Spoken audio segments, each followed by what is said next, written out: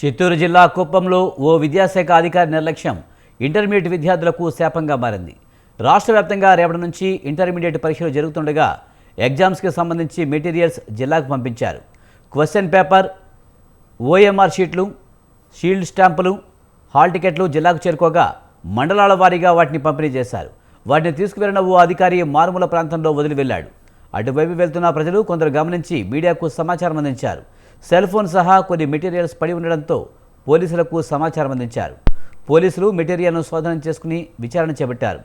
విద్యార్థుల భవిష్యత్తు గురించి ఆలోచించవలసిన అధికారులే ఇలా వ్యవహరించడంపై స్థానికులు ఆగ్రహం వ్యక్తం చేశారు.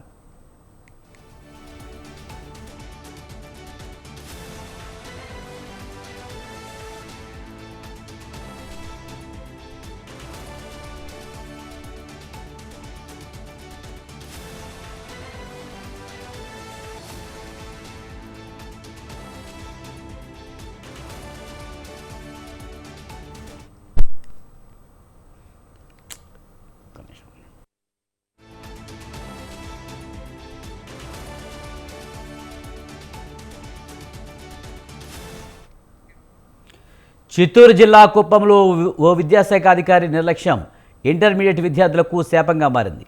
రాష్ట్ర వ్యాప్తంగా రేపటి నుంచి ఇంటర్మీడియట్ పరీక్షలు జరుగుతుండగా ఎగ్జామ్స్కి సంబంధించి మెటీరియల్స్ జిల్లాకు పంపించారు. క్వశ్చన్ పేపర్స్, ఓఎంఆర్ షీట్లు, సీల్డ్ స్టాంపులు, హాల్ టికెట్లు జిల్లాకు చేరుకోగా మండలాల వారీగా వాటిని పంపిణీ చేశారు.